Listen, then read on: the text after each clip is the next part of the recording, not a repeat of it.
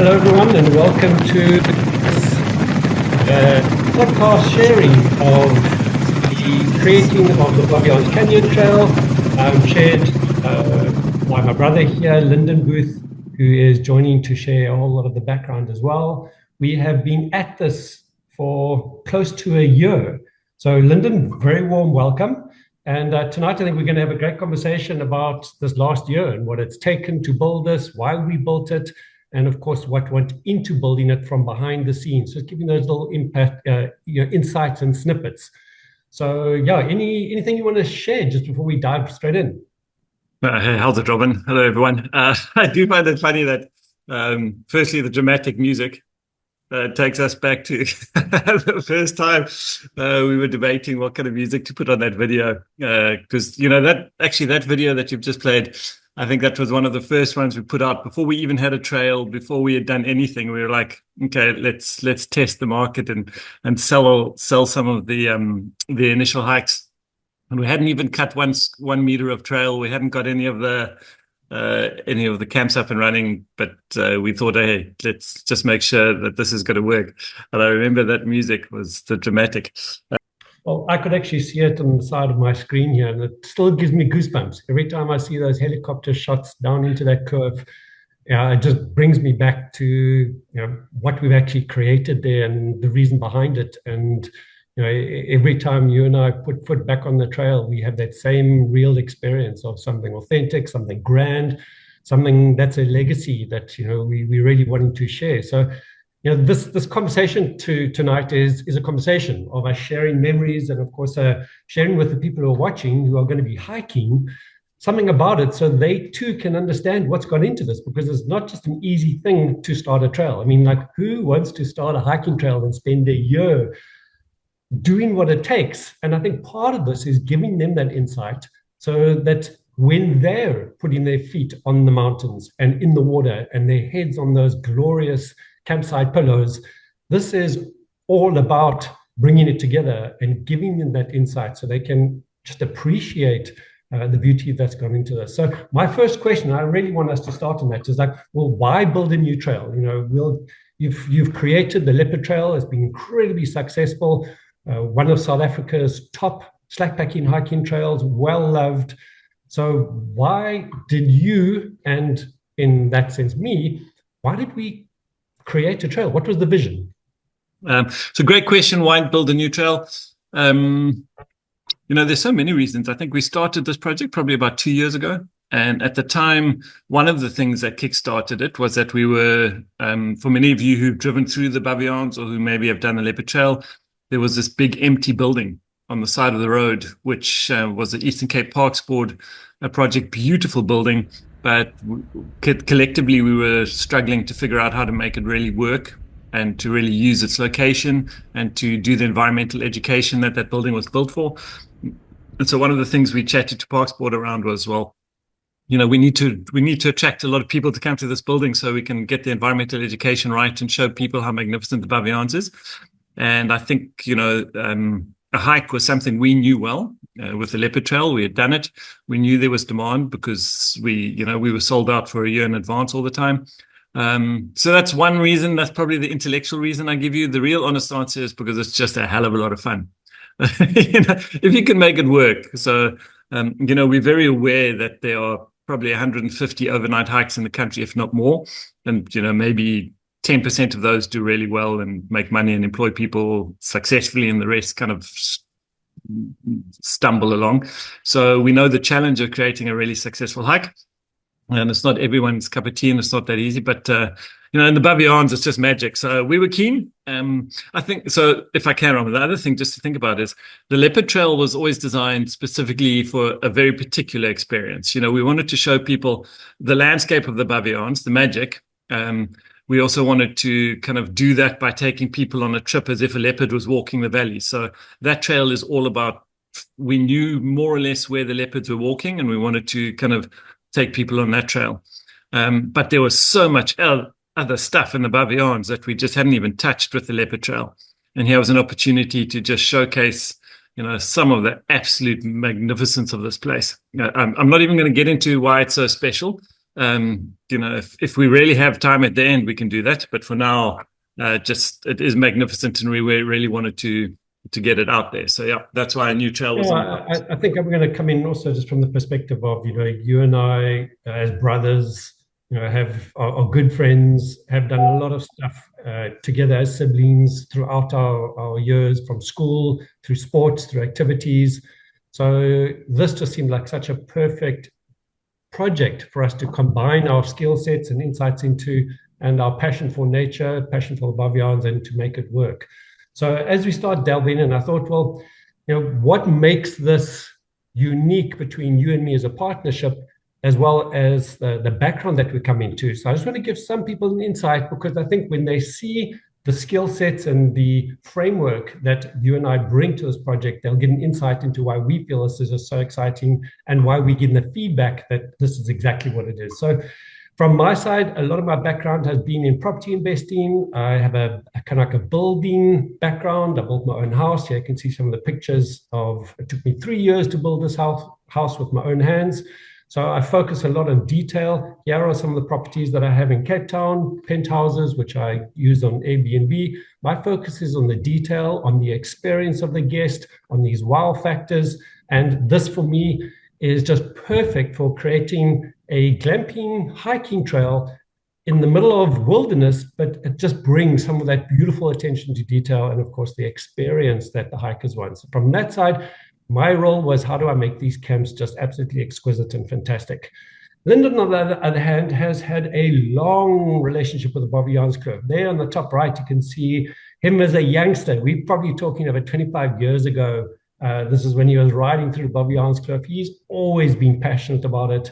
He spent a lot of time there. He invited me in my 20s, and we would spend days, sometimes weeks, out in the mountains, camping out there when you could still free camp as such. And for him, his passion resulted in buying a farm right there, to be a farmer in the Baviaans Kloof. You can see the old farmhouse. Absolutely fucking nuts. Yeah. I mean, hey, we all add up on this call, so there's going to be a few swear words, but that has got to be one of the. Listen, it worked out well in the end, but what a crazy decision at the time. I mean, if you take a look at your farmhouse there compared to the top and bottom, it's like, which actually ties into this vision, because you are a visionary in the sense that you can see something down the future that could be possible. And we know that that's exactly what you did. You took a barn and a house and you turned it into something which is truly special. And of course, we all know the Leopard Trail, which has been a project of yours for so many years. It's been featured across magazines.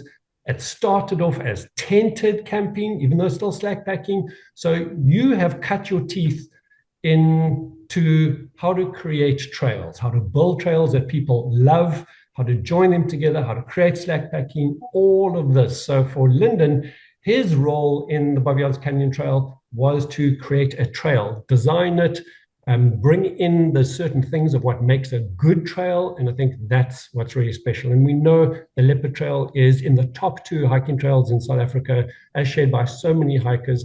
So if you've got someone who's good at making trails and designing trails, and you've got someone like myself who's fantastic at property, building, details, you put those two together and you've got a hiking trail with incredible accommodation. And that's exactly what the Baviaans Canyon Trail is all about. So here we are, Baviaans Canyon Trail. My question to you is, well, if we're thinking about creating a trail, what actually makes a good trail? Good question, and luckily I can answer it because I've done this process twice. I think the first thing, you've got to know why you're doing the trail.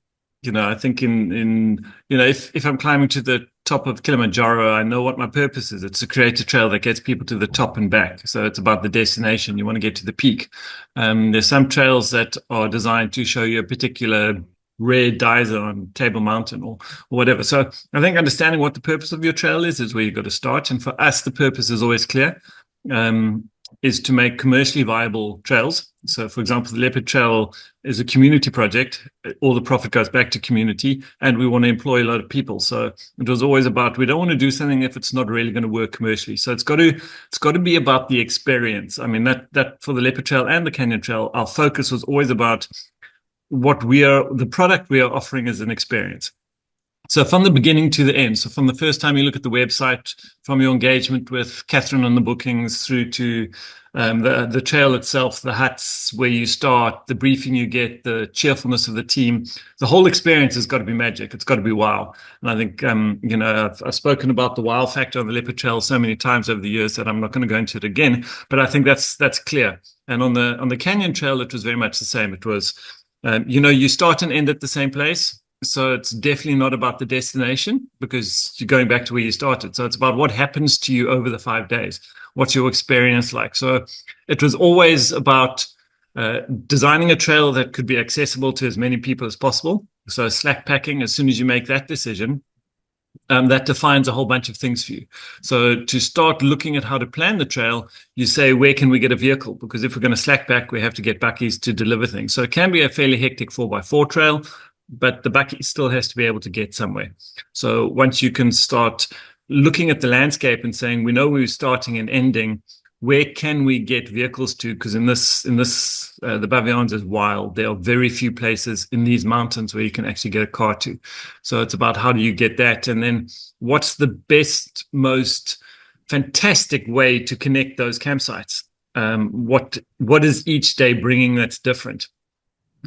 Once again, without getting too philosophical about it, because I think people roll their eyes when we start talking philosophically about a hiking trail. But, a hiking trail is kind of like, for me, it's kind of like a good series on Netflix. You don't want it to be predictable. So you don't want to know exactly where you're going. You want it to have surprises at the end of each chapter. So that kind of, you think you're going there and then suddenly it turns and takes you this way, or you think that it's about being on the ridge line and then suddenly you've dropped into a slot canyon. But we want the story to be constantly evolving so that you're not bored when you're hiking. And I think that's key. Sure. And then, of course, the campsites, which is really where on this particular project you came into your own. Detail's not my strength at all. I think I've driven you crazy over the last year, probably, of the amount of times I drop a ball on the detail because I just don't see it. I'm a big picture guy and a relationship and a systems kind of guy. I'm not the detail. But, it's about making sure that we have paid attention to details from a hiker's perspective. It took us 10 years on the Leopard Trail. Every year we would hike with hikers 3 or 4 times a year, and we would watch them and watch every single step of what they did. So, I would go and I'd sit in the dining room and I'd watch where people were banging into each other, and then we'd move the chair a little bit 5 centimeters this way, or where when it was wet, where they're hanging a jacket, and is it the right place? Was it the best place? And then we'd put an extra peg in, or how were people cooking or doing the dishes, or whatever it was. We were constantly looking at the systems to see how we could get it better, so that the experience for the hiker was better. And I think we brought a lot of that to the Canyon Trail. Lyndon's given you a really good understanding of what it takes to create a good trail. But now, how do we start it? How did you and I take a look and say, oh, wow, we want to start this trail. What goes from there? And what are the kind of steps? Google Maps, do you jump in a helicopter? Do you hike it first? What comes first? And how does it work from there? Sure, great question. Definitely the start. You have to know where you're starting. So in this case, we knew that we wanted to make sure the Bavianes Interpretive Center was the beginning and end. And then it's about saying, okay, where can we get road access? So once again, that point about the where's the campsites so that the buckies can get to them. And from then on, it's how long do you want each day to be and how hard? This particular trail, we were very clear. We wanted to get people up onto the top, onto the ridge lines, onto the plateaus, and then drop them deep into the canyon. So it was a conscious choice. We weren't necessarily going just for pure distance, or it was about the experience of going up onto the ridge lines and dropping down into the canyons. And it was very much a Google Earth process. I think you and I probably have gone over this section of the Bavianes in Google Earth more than anyone in history. And then your ground truth. Then it's going in on because what you think you're seeing on Google Earth is very different to what you're actually getting there. And as soon as you drop into some of these slot canyons, there are places where it looks great on Google Earth, but then you get to a dead end because there's a 6-meter waterfall and a narrow cliff that you can't get around, or whatever the reason is, and then you're trying another one. I think in this particular trail, our biggest challenge was how to drop into these valleys, because in many of the cases, you actually can't get into the valley. You think you can, you're on the ridge line, and then you're constantly trying to find a way how to get into a cliff, how to get into a slot canyon. And I mean, Robin, you'll remember the times when you and I have looked at each other and said, "Are we going?" Because we're not sure we'd get back out, or we'd get stuck on a cliff edge and we wouldn't be able to find I'm our way coming to down. that. I'm coming to that. I had some of that. I want obviously just to, because that's part of it, right? Is that challenge of what is there. So I think Yeah. for other people, to understand, you're mapping on Google Maps, you're checking the distances, you're looking at what could it be. Lyndon often talks about a trail that starts at one point and ends at the same point. You start at the base camp, and 5 days later you're going to walk back to the same base camp. So it's not going to be about the destination, it's going to be about that journey. So is it circular, is it linear? Just all these kind of questions. And as you said, we're first going to go and actually map that, and then we're going to go and take a look more in real life. What does that actually look like from the end of the day? And yes, we jumped into helicopters and we looked and had a look to see if we could actually see from the air what that looked like. What I remember about this helicopter, it wasn't very strong. As we started to get up into the top of the ridges, this guy was starting to say, sorry, guys, this wind's a bit strong. I don't know if the engines can handle this. So we were like, okay, thanks very much. Good to know. And, off we went and away we went. But you talked about, in this actually video, hopefully people will be able to see a little bit, from Google Earth and even from a helicopter. Just look at that. I mean, sorry, just look at that slot there. That is just magnificent. And I remember the first time we saw that, we were like, oh my gosh, we got to get in there and see if we can walk through it. That was spectacular. And it's exactly that. It's a dark line. How else does that look? Whereas then you're going to get something like this, which is with the jet engine helicopter, and that just changes the game. This is an incredible pilot. He's a firefighter, and just amazing. We could just get so much more from it. I mean, this, you can see Paradise Cliff. This is Baviaans Cliff. The Baviaans Cliff is rough. It's rugged. It's raw. It has such a history to it. It's absolutely spectacular, which is why we're excited. And I think Lyndon had also mentioned, you have to be careful as a scout, as an exploring here, because once you get in, you aren't just going to come out at any point because it's cliffs. So it really is this relationship to have a look inside and to see what's there. So on that point, I mean, the journey that we do is, so you scout it on Google Earth, you head up in the helicopter, even though I think the helicopters only came 2 or 3 months into it once we had already started ground truthing. And then some of the most amazing, I mean, it's such a privilege to have been able to design a trail twice like this. You head up into the mountains, you got your tent, you got food and water for 3 or 4 days, and you're trying to explore and find different. So you're deliberately going into all the places that you might otherwise normally walk past.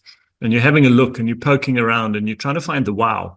Because what we really want people on this trail and the Leopard Trail to experience is that there's a few points every day. I mean, the whole experience is wow, but there's a few points where you just come around the corner and there's something, or a view, or there's just that magic. And so we are deliberately looking for wows. Those moments that take people's breath away and make them just grateful to be out in this kind of nature. So when you get that opportunity to go searching mountains like this for wild places, oh, what a privilege. And those nights we spent up on the ridge lines and the thunderstorms and the freezing cold. You're thinking about it. I mean, here, we're talking about, you're saying ground truthing. Here we are putting feet to the ground. This was us doing a recce on day 4. So we put our backpacks on. We knew we were going to have to sleep out in the mountains because traversing these ridge lines and not knowing where it goes, we had to take everything with us, be totally self-sufficient. We calculated 2 days of scouting just to figure out, just like 4 hours walking once a trail would be built. What we saw there was what has come to be actually one of the most incredible days. And I'm sure you recognize that the section where it would then snake up and snake down, and what an apt name for, what must go down must come up, and what must come up must come down again. I mean, a lot of people refer to that, but that's just quickly, Robert, for the people who haven't seen the map. So this particular day 4 has got a steep downhill, which is called What Goes Down. And then you literally cross the riverbed and you start heading up a zigzag, and we've called that uphill the Must Go Up. So those are just the 2 names you referred to. And so that's it. So as Lyndon said, he said, he remembers that beautiful evening. Well, this was that evening. This is just the drone. We camped. here on the top of this ridge. And we were like, okay, how are we going to get down into this other curve? Because literally we came up and we were going over and down. I mean, that is incredible. Special, right? Down there is totally magical. And yes, we actually do go down there and walk through there. And that itself has been spectacular. Here, I actually was taking a video of that evening, a humorous one because you're going to see our sleeping bags and our packs there. But it was just, this incredible evening. And Lyndon shares, what a privilege to be able to go out into, this is all wilderness. This is Eastern Cape Parks land. And we'll chat a bit about that, why Eastern Cape Parks and really capturing that. There you can see Lyndon's got his mattresses and, then obviously I've got mine as well. And we left, how are we going to get down to the next day? Because we didn't know how we were going to get down.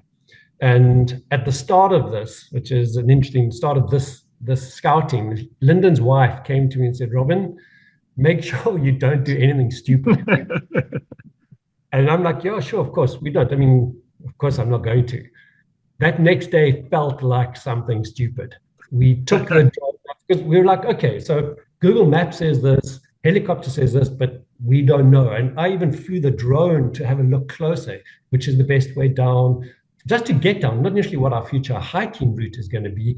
And of course, here's just a little snippet again of this tight gorge, totally underestimated it, right? I mean, what do you recall from this down, what do you want, jumping down, sliding down, heart in throat kind of scenario? Yeah, I mean, I remember this day very clearly because we hadn't yet walked the valley. So we weren't sure if once you were in the kloof, whether you would actually be able to get out and back to the main road. And we really couldn't find a way down into the kloof. You can see here, look at that cedar tree. It's so beautiful. And so we were trying to find a way down into the kloof. And I think it was actually right at the point where this video was taken, where we had to make a call, because we had to throw our bags down a 7 or 8 meter cliff face and then kind of climb down between the tree and the rock. And I remember we looked at each other and said, listen, if we can't get out the valley, so if there's a big waterfall or something that's blocking us once we start walking out, then we're really screwed. Then we're deep in the shit. So it was very much a case of, are we going or not? And we kind of looked at each other and it was like, okay, let's go. Luckily, I mean, it was a tough downhill, and no, we do not use this one.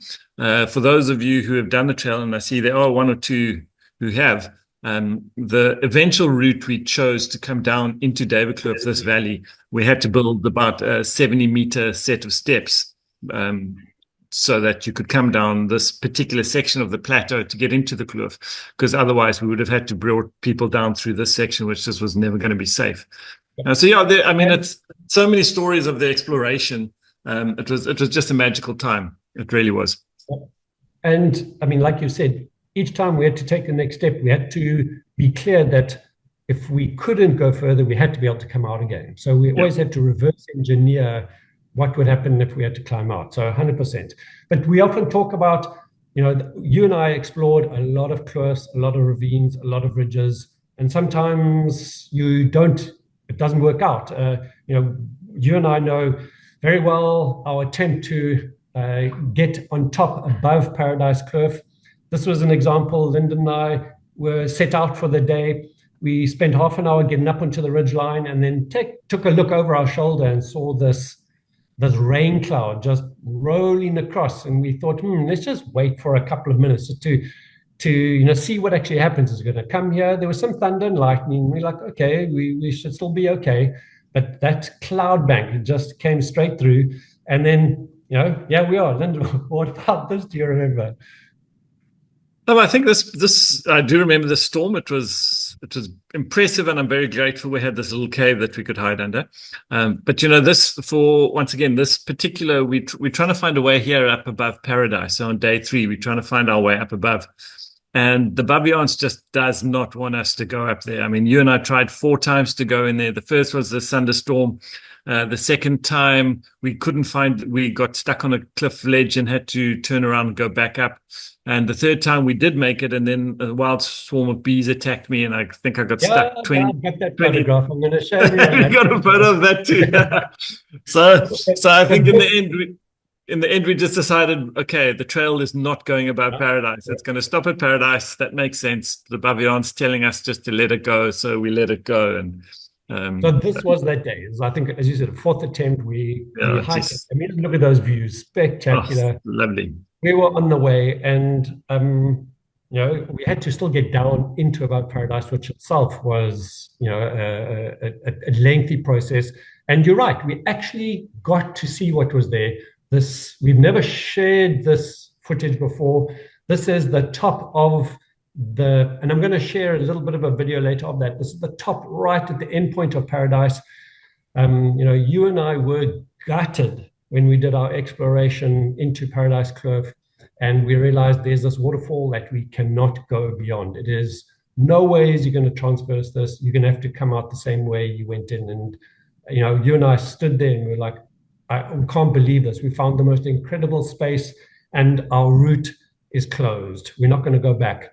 So that was really interesting because this is so pertinent to trail building, which is sometimes what appears to be a bad or a not so great outcome for us actually turned out to be an incredible one, because going in and out of Paradise changed the game on how that day is experienced. And what has what has the result been for you to see now that we go in, chilled, experience it, and come out? I mean, listen, I think Paradise is probably my favorite place on the earth at the moment. It is just, and I still clearly remember, Robin, the first time you and I walked up there. The Bavianes is interesting because there are so many stunning places, and a lot of the time you've heard about them. People have said, "Oh, you've got to go and do this nice slot canyon at Eightspan, or go and do Cedar Falls at next to the Leopard Trail." But this kloof we walked up, there was no path. No one had ever mentioned to us that there's a lekker place up here, that it's special. So we were just going. We'd seen that it might be a great kloof to go up to complete that particular day's route. I remember hitting that first slot canyon and just feeling like I was going to break into tears. It was just the most spectacular thing. And then once you got through there, and I mean, there's a video, I think it's on YouTube, of you and I walking through there for the first time. Yeah. And we were just, oh no, it's going to block. And then it opened up, and then in the next corner, and then you get to that stunning pool that you then have to climb through to get, and then Paradise starts. And so for me, Paradise is just, it is truly, I think I've said to my wife, when I go, that's where she must go and throw my ashes, find a gap between all the hikers and go and dump me there, because that's where I kind of want to be left to rest. So yeah, I think the fact that so that's where Paradise stops, and the hikers on this trail will turn around, the one on the left there, and Robin is standing at the top of that rock. So he's standing at the top there on the right-hand side looking down. So yeah, Paradise, I think when you walk it one way and then turn around and walk it the different way, the view is different, and each one is as special. So I think it's just it worked out like so many of these calls. The route we've ended up with is very different to the route we started with when we were kind of thinking about it. And I think every single time we were blocked with one obstacle or another, whatever it was, either a physical obstacle or a logistical one, or whatever the issue was, I think the outcome we've come out with actually is much better than what we had started with. And I think this decision around Paradise is 100% included in that. Okay, so the story continues. So you can see this one on the right-hand side. We've just seen the top of this, and now we're so excited. We've battled. So the fourth attempt to find what lies beyond that waterfall. And we turn around and we carry on going a bit, and we passed through some more slot canyons, and we're like, this is amazing, it's pretty. And then what did you say to me, Linda? What did you actually scream to me? I just said bees. I shouted it. They nailed me. They just were nailed. We didn't even see them. I mean, it wasn't like we knew they were there. We'd seen one massive hive, but that was way up in the cliffs. It wasn't a concern. So we were just walking past it, and then I just felt them. And boy, oof, they hit me. I think by the time I was done, there was probably about 20, 25 stings. That was bad. I was not lekker. Yeah, so the story is obviously then, like, I'm in front of Lyndon, I think, gratefully, because they got him first and he was the shield. but then it was just running. It was running. We had no idea what was behind the next rock, what was behind the next tree. It could have been a waterfall, could have been a pool. But luckily, about 100 meters on after the sprint, they stopped following us. And then Lyndon said, okay, he doesn't know how his body's going to respond to this. So we had better actually get out again. And we had no idea how to get out of this now. So I again put up the drone, looked to see where the nearest kloof was that we could exit. Actually, it was really close. Thankfully, we got out and we just said, this kloof is clearly telling us it wants to keep its secrets. And we left it at that. We said on another day, in another decade or somewhere, we'll come back and look. But for then, it was just going to be peaceful. We had our route. We knew what was happening. And we were saying, thank you very much. So we went back to the drawing board. And just on that, I still have PTSD. So I walk through a kloof and I hear bees, like particularly if there's a whole bunch of them. I still have that sense of, holy shit, what's coming? So I'm very cautious these days when I'm going up kloofs I don't know. And I'm always checking and listening carefully because, geez, I don't want that again. That was nasty. Yeah, so the point of this is that it's not, things happen. Curveballs happen and you've got to refigure out what you're going to do and how you're going to pivot. So in this case, we looked at, well, what else is our route going to look at? Lyndon mentioned the final route, and this is actually a drone footage of it. What's really interesting is this section here, well, in the middle of the screen there is where we actually do end up coming down. And that brings us to this. Tell me what you see, Lyndon, when you see this. I'm not sure. What am I looking at there? Is that, that. Oh, geez. Okay. Sorry. It took a while to come through. Yeah. So yeah, this is the drop off on day 4. This was a steep section. It's the only way we can get into the top of Duivenkloof on day 4 to get hikers back off the plateau and going out this. And it's a spectacular kloof. So Duivenkloof, including what we call the playground, the playground's about a kilometer and a half of a whole bunch of slots. There's a whole bunch of ladders we put in place. It's spectacular. It's beautiful. But to get into it, you have to drop in from the top.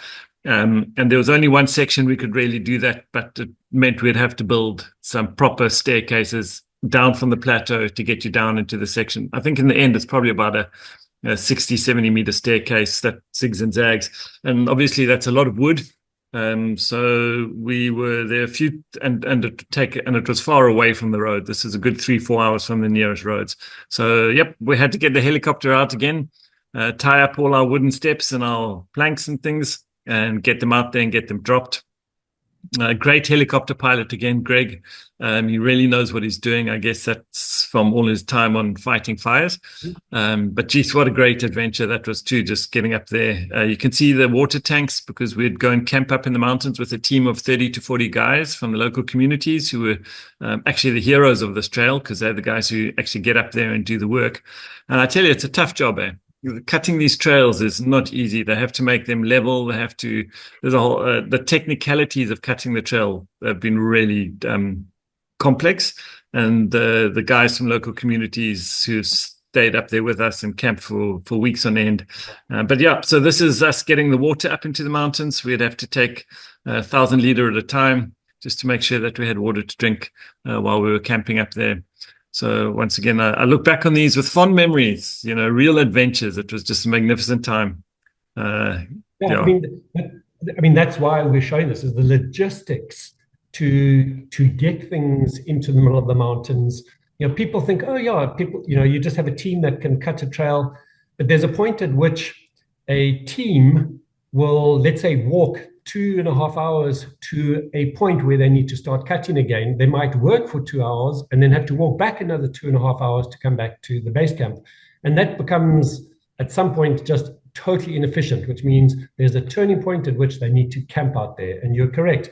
They will end up, staying out there for then, a long period of time. I mean, we've got the wood, bundles of wood that we've had to cart up into the mountains, as you correctly said. This is a great one here of the helicopter carrying its 1,000 liters. The most expensive. Check at that terrain, huh? Check at that terrain. That is crazy. And expensive water because 25,000 Rand an hour, and they drop in off 1,000 liters, and they can do maybe two of those. It's a very expensive water that's happening there. But again, just so incredible, great pilotry, all those things. Now, you know what I, yeah. I was about to say, you know what I remember the most about this day is actually our team, because whenever we could, we'd try to get the team into the helicopter because it's an experience they'll never have again, unlikely. And so we always tried to focus on making sure our teams were getting right. So we'd swap them in and out. And oh, geez, the joy, firstly the terror, but then the joy. once the guys were up in the helicopters and chilled. That was special. That was a really magical day. I remember that, and the other one when we did it later they've got the other half of the team that didn't get the first time. Those were some special memories. Really exciting. Here in the early morning of October, camping out to build the ladders and staircases for the fourth day of the Baviaans Kloof Canyon Trail. We are camping on top of the ridges where we could helicopter in the water and the wood. You can see our tents are right there on top, and from there we just hike down to where we are needing to build the ladders. But isn't that just magnificent? This is true Baviaans Kloof wilderness. Spectacular, amazing.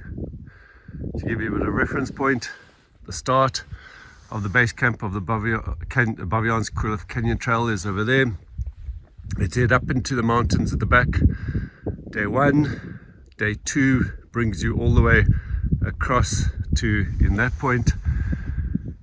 You then cross the main Baviaans Kloof River there. Day 3, you're heading up into that kloof. Day 4, you're coming over, passing by our campsite, going down into the kloof. Spectacular slut canyons there. You're then camping on the day 4 night, just in the bottom of that kloof over there. And then day 5, up you go and around back to endpoint. Fantastic. So start and finish at the same point. Multiple staircases. So yeah, it's just a great example of that specific section. And I guess for people who are watching this is probably as kind of steep as it gets. People are cautious about heights or nervous about heights.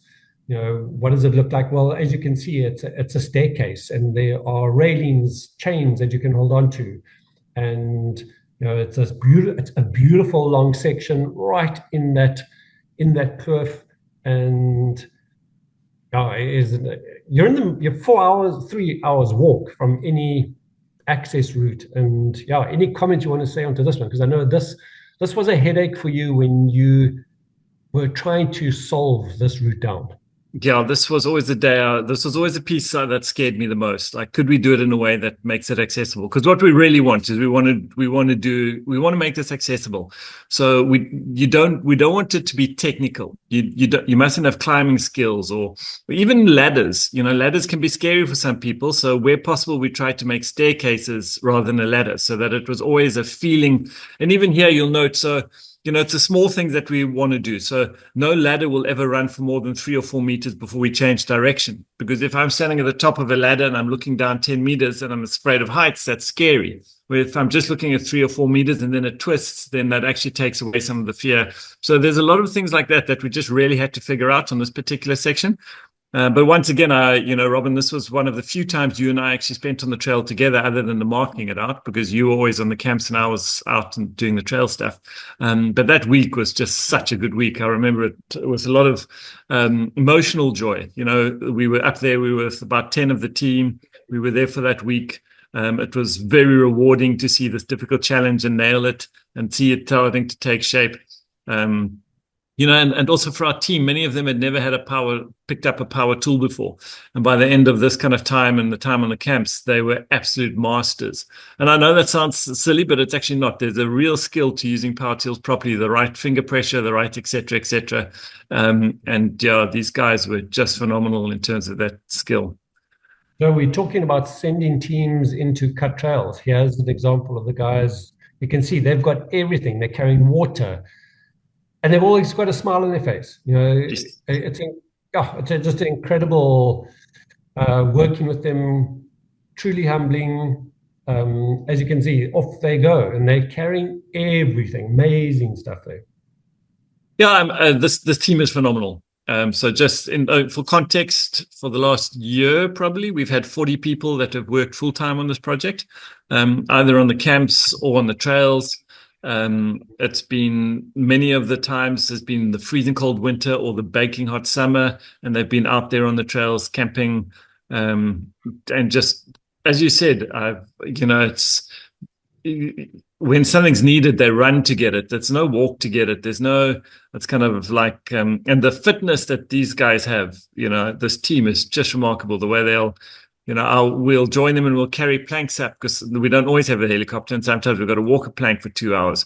And, to see these guys and what they're capable of is just remarkable. Actually, this picture here is one of my favorites. This will be day 2 for those who get to do the trail. Day 2, there's a place called the Klipspringer Traverse. And myself and 3 of the guys were camping up here for a week. What a magical week that was. Jeez, you can see the weather was fantastic, but chilly at times, like this photo.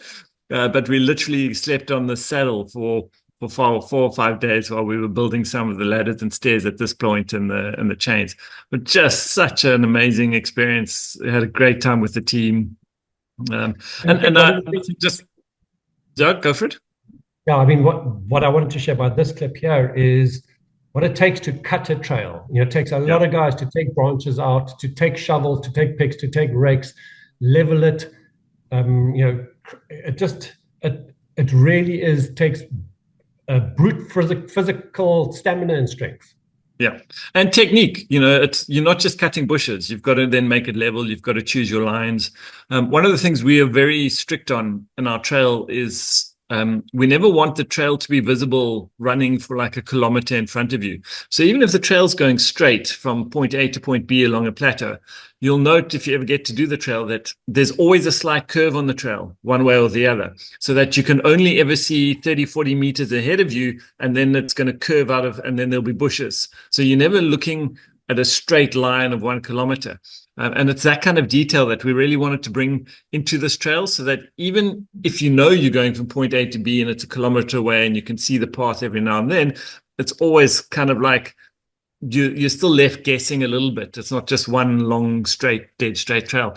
And this team was remarkable. And Conrad, who's the chief of the team at the moment, so he's the operational guy on the ground who's the head of this whole Baviaans Canyon Trail.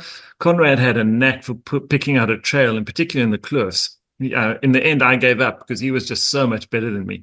I'd often look at a trail and go, we could go there, but geez, that would be a lot of work. And I guess I'm inherently lazy or trying to reserve resources. But Conrad would have a look and he'd go, that's the way to go, no matter how much work it would take. So a lot of the kloofs in particular, where we're on the river floors and we're having to go around and try to avoid the river, those are Conrad's choices. And I gave up trying to make those trails off. Towards the end, it was just Conrad, you're going to, because he was brilliant. So and the whole team, just some of the most remarkable guys I've had the pleasure. I've worked in different teams, corporate, blah blah blah, boring, but I think this is probably the team I've felt had the best culture as a team, as a group of people. Integrity, hard work, willing to be there for each other, willing to engage. You're sleeping up in the mountains, you've got to figure it out. And just an amazing bunch of guys. Truly remarkable. So campsites, very similar. We had to identify good areas for campsites. You and I have viewed a lot of different locations for campsites. We got super excited about some of the campsites, potential campsites, only to then find it's too close to rivers or flood lines, and a whole lot of variation in that. This one, as we can see here, is Kudu Camp. It's camp number 2. And just to let people know that the trail goes over and exists in Eastern Cape Park. So this is all wilderness area. So there's a really great relationship. And maybe you just want to talk into how important that relationship was. Just as as we can see here, this campsite is in Eastern Cape Parks. So very briefly, what is the relationship? Okay. Yeah, no, it's a 20-year-old relationship, and it's superb. Eastern Cape Parks Board does not have a lot of capacity and not a lot of resources, so there's a lot of give and take, and we really try and help out wherever we can. We take on pretty much the entire burden of creating the trial. However, obviously working within their paradigms and the environmental limits, etc., that we need to be paying attention to. But just an amazing relationship with Parks Board. I'm extremely grateful to Eastern Cape Parks Board, and I'm not just saying that because we're on the webinar. Genuinely, they're an amazing, for us. They've just been phenomenal to work with, and a real pleasure. And actually, without them, I'm not sure if these projects would be as successful in other parts of the country where maybe there's different relationships, but our relationships with Parks Board has just been such a blessing. I mean, Robin, you and I are heading out on the trail tomorrow. Now that the trail's been open for 2 weeks, we're going to go and do it ourselves tomorrow, starting Saturday. And the key guy from Parks Board's walking with us. And I'm just really looking forward to having 5 days to sit around fires and have a beer or two with him and just catch up because, really an amazing bunch of guys to work with there. Yep. So in the campsites, we copied a bit of the Leopard Trail in that there's a central communal kitchen kind of living space. We've got 3 separate tents, hut areas where, as you would have seen in those previous videos, the flyover drones, it's the same setup in each camp. And there, as you saw, solar power, beautiful showers, exquisite furniture and spaces, luxurious spaces. And the way we had to start it is obviously marking out a certain piece of land. And in our, I don't want to say ignorance, because we very quickly changed our mind. We thought, we're going to do all this by hand, because the instruction was we need to level every space for the campsite. And even though we thought we were choosing level spaces, we very quickly found out there was nothing level about mountains. And luckily we had a grader come in to do some of the work with us. And there's an example of how we had to start with some areas. And in other campsites, we were, it was a lot easier. We had started off from a very level playing field. This one here is Camp 3, Savannah Camp. And doesn't it look just like a Savannah African bush? I mean, that's just favorite one of many people. A lot of people have shared with us that each person seems to have a different favorite camp.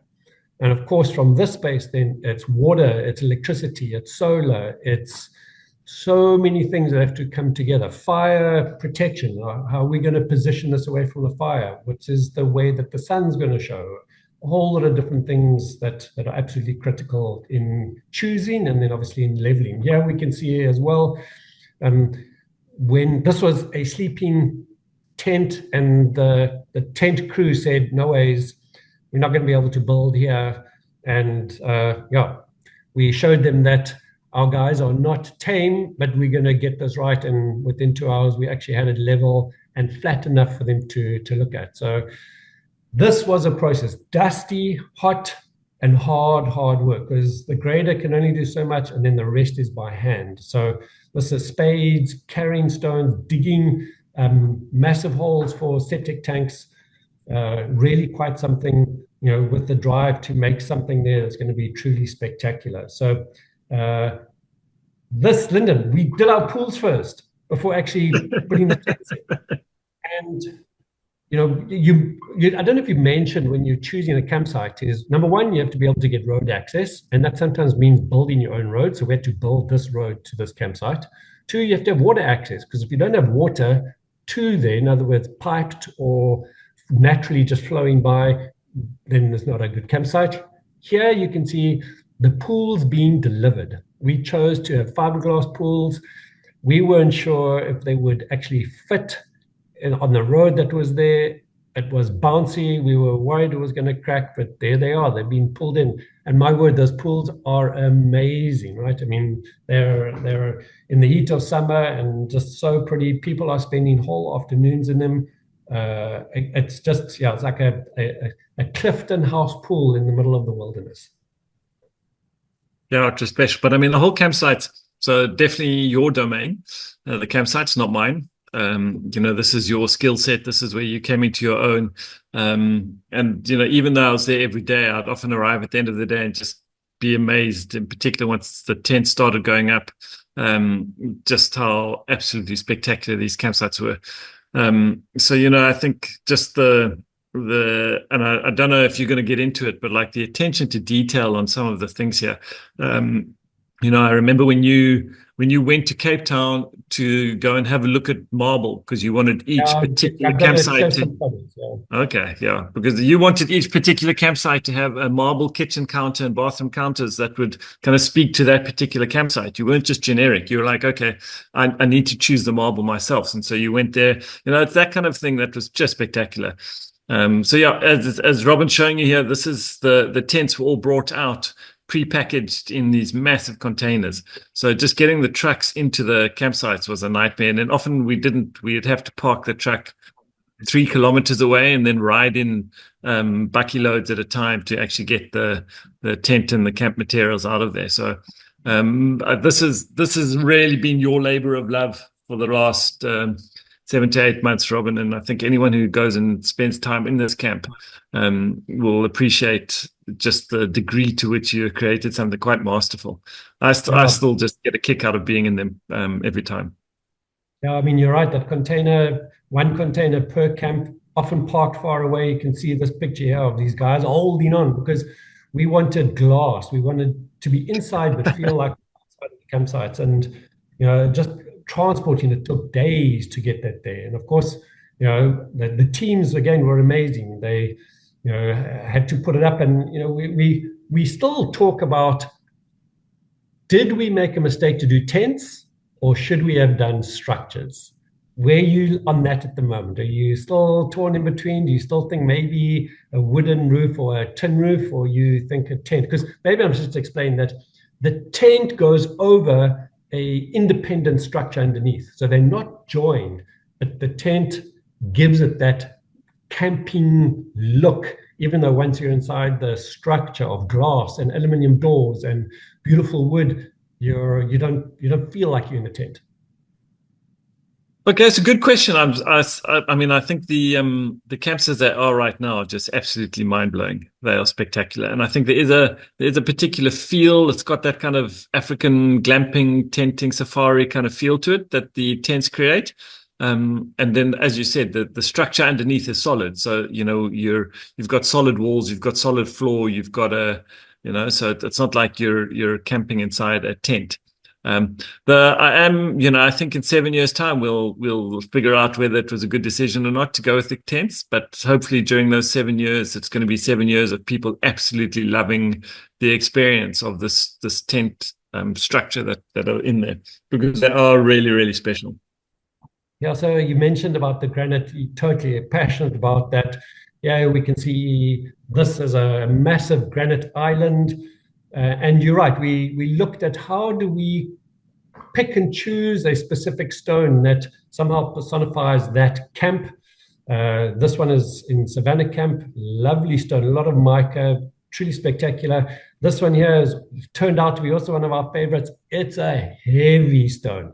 And like you mentioned, we've got both the kitchen counters, we've got the basins in the sleeping. There you can see one of the basin shelves, that the basin goes on top of that.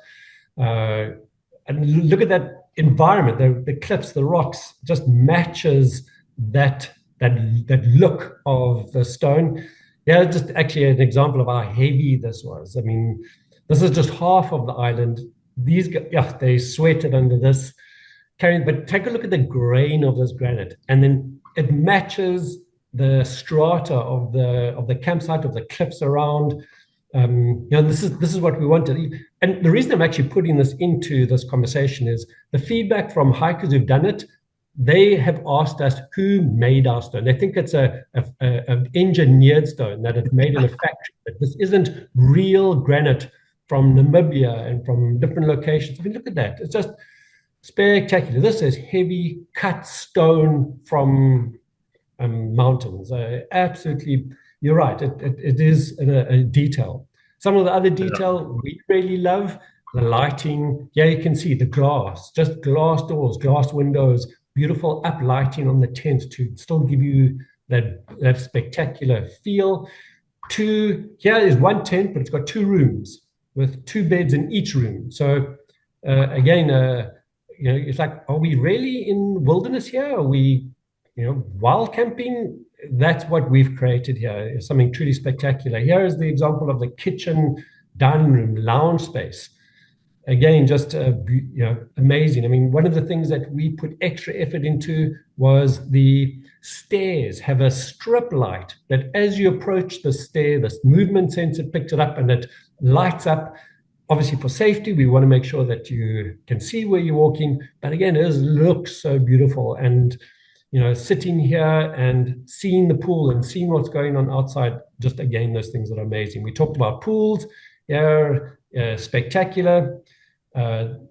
Just amazing. And of course, the hikers love it. This was, I think, a hiking group from about a week ago. They finished, about 1, 2 o'clock in the afternoon, and very quickly we're all sitting there talking about, the hike and how they enjoyed it. One of our favorites, and you and I are both quite particular about doing things like this, is our showers. Here is our shower block. Again, you and I are tall.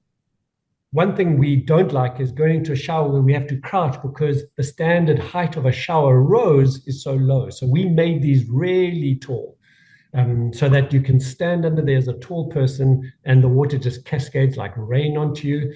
You were very particular about wanting to make sure that the sides of the shower were low enough so that when you're inside, you can still see the trees, the mountains, all those beautiful things. And that is exactly what we created here as well. Is you're showering outside, but you have all the luxury of being inside in that. Tell us about I think I've got the advantage. I've got the advantage because I'm 6'3", whatever it is. And so when I shower in here, I get beautiful views. I can actually see over, but I think for smaller people, they're still gonna have a beautiful view, but they don't get as much as I do. But we had to give people some privacy. So yep. So those who are listening, don't worry, you will be private in the showers, but you do have beautiful views. So you talked a bit about ridgelines. At this stage, we were just finishing off our kind of conversation with each other about the things that we feel are really special about the Canyon Trail. Here, again, these ridgelines, you focused a lot of the trail route on ridgelines of seeing incredible views. Actually, every day has vistas which take your breath away. 360 views, you get a sense of the view up the cliff, the whole of down the Baviaans Kloof. You walk the ridgeline, and that's really interesting, actually, because a lot of the ridgeline is the African Plateau, where once you're up, it's quite level, right? Yeah. So each day, day 1, 2, 4, and 5 starts with you having to get up. So, it is a bit of a morning hike. So when you're cold, you need to warm up quickly. So that first half hour is about getting up onto this plateau level. And then often from there onwards, it's you've done most of the hard work for the day. But geez, once you're up at the top of the plateau levels and you can actually see the expanse of the Baviaans. The Baviaans is the 3rd biggest reserve in the country behind Kruger and the Kalahari. So it's huge. And unlike the others, it is completely inaccessible unless you're on foot. And a lot of it is you can't access. Like all of these, you won't be able to access unless you're actually part of the Canyon Trail. So to get access to these places and to see these views is absolutely spectacular. We're talking about things we love, our favorite Paradise Kloof, these slot canyons. What's really interesting and just worth a mention is these are not water created. It's not coming from a river that's flowed through here for years. How were they created? Give us a summary in 40 seconds. Well, first, my wife and daughter say they are so upset that we both wore the same shorts on this day that we had the photographer out. That was not planned. It just happened that's the way it worked. All right, so these actually slot canyons are amazing in that they are not water created. They were when there was massive movement on the Gondwana continent, and since then, as different parts of the continental shelf was pushing back and then drifting away, you got a main fracture, which is actually the Baviaans Kloof itself. So it's a massive main stress fracture as part of that process. But when there is a main fracture that runs in one direction, you're going to get these stress fractures that run at 90 degrees to that main fracture. So think about it as one big, long kloof, one line. And then at 90 degrees to that line, you've got hundreds of little stress fractures. And over time, these become the slot canyons and some of the kloofs of the Baviaans. So you're in this very ancient structure where, sure, water does run through and gouges out, but it's not water created from the beginning. So, we don't know how deep some of these actually go. We're standing on rubble and rock material, but it might be that it goes a lot deeper. And that's when the pools arrive. It's when the water, when it hits a piece of solid rock and the water is forced up to the surface and you go through a pool. So that's a very short geological insight, but just spectacular. And into that, you're talking about the biospheres and just these incredible vegetative zones and systems in these flood canyons. You would never think that just 100 meters above you is the dry, hot Karoo landscape, because inside you have these magnificent trees, birds, water, just life. That's why we call it paradise. It feels just like you're in paradise, right?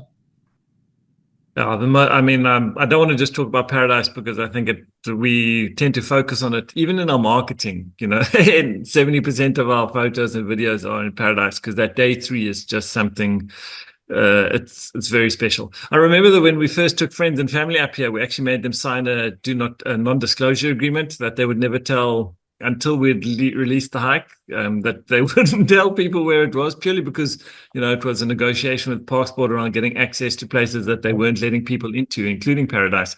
And even now, if you're doing the hike, you'll notice that there's one of our team members or a ranger in and about the entrance to this kloof, because it's a very pristine environment. And because it's such a narrow kloof and it goes up and then back along the same route, it can't handle too many people all at once. So, at the moment, the only way you get in here is by going onto the Canyon Trail, and for good reason.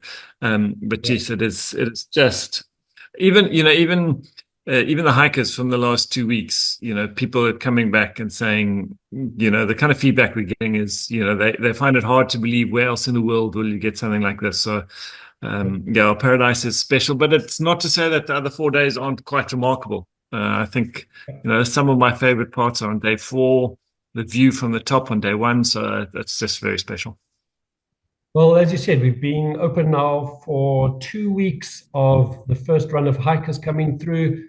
We know from overwhelming feedback that it's not just us who are loving it. I mean, we can see here different people are writing back, just talking about all the things we've been chatting about today. That's why you and I feel and know this hike is incredibly successful already, is going to be in the top there of hikes in South Africa, Southern Africa.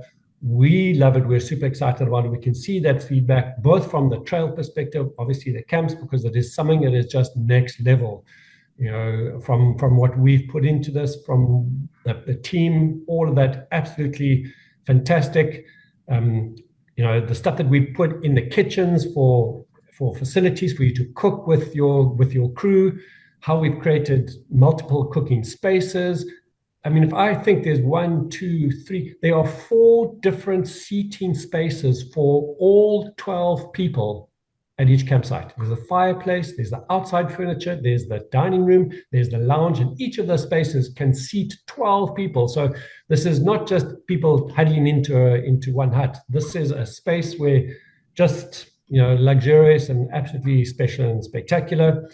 I don't know if there's anything on any of this feedback you want to touch base on. I don't know how many of this you've actually seen, but here is what they've said. I mean, we love this about, it's the best. We thought this was good. We thought but this just is on another level.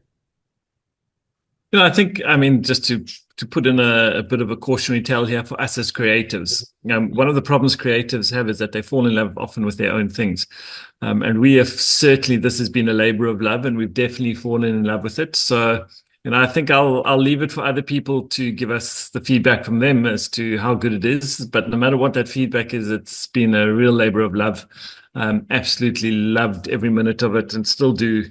I've spent months and months up on this plateau, and I can't wait to go hiking again tomorrow when we get to do the trail. So I think as long as it creates those wow moments where people feel something different, where the journey leaves them feeling something a bit more connected to themselves and to nature, and they've been inspired at how beautiful the world can be, then I think we'll be happy. That's kind of the measure in the long run. So here are just some stats that I tried as hard to pull out and give you a sense of what does it actually take to build a trail, and calculating over the amount of time that we were there, the team members that we had, and where they had to go. Take a look at some of those. So as an estimate, 6.2 million shovel movements. In other words, every time they're shoveling sand, moving it from one side, from the trail, from campsites, and that's calculated to 19,000 tons of earth moved, because there's anyway, the calculation is phenomenal how we got to that. But just look at that. I loved how much they walked. It's a long way to create a trail. A trail might be 16 kilometers for a day, but for the team to walk backwards and forwards over 6 months to actually cut that trail, estimated at 15,500 Ks. I love the elevation. Imagine climbing Everest 70 times in up and down, up and down. This is a combined amount as the team had to go up to cut, come back and walk down. We talked about water drunk. If you're drinking about 3 liters of water a day, that's not a lot when you're working in the mountains, but that's just an interesting stat. That's quite a significant amount of water. And what was interesting is also the marking tape. We would take that red and white danger tape, and Lyndon and I would pace out and say, okay, this is where the route is going to go, and it's going to turn here. And we would tie it to the bush so that the team coming behind us would be able to cut and create that trail. And we calculated it was about 10 kilometers of marking tape that we put in place there. So interesting stats. That brings us to the end of our conversation of sharing our insights into the creation of the Canyon Trail. Lyndon, any last insights, anything else that you have before we sign off and look forward to getting up tomorrow? Because as you said, we're doing the trail again tomorrow, and really looking forward to it. No, I mean, listen, it's been an amazing year and 18 months actually that we've been building this project, and just some of the greatest times. Every memory is special. And now we hand it over in a way. Now it gets handed over to the hikers to go and have their experiences and tell their stories. And very privileged and lucky that we get to be a little part of those. We often bump into the hikers when we're up in the Baviaans and they've just finished, and to hear their stories and their experiences is always very special.